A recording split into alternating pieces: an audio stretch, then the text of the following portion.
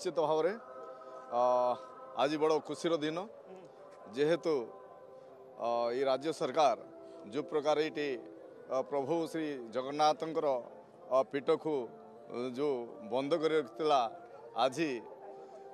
भारतीय जनता अंचलवासी तो आपन को से कथा कहूथिबे तांको दुखर कथा जे जाइतिलु जगन्नाथ मंदिर दर्शन करिया पे घंटा घंटा धरि अपेक्षा करी जगन्नाथ को पे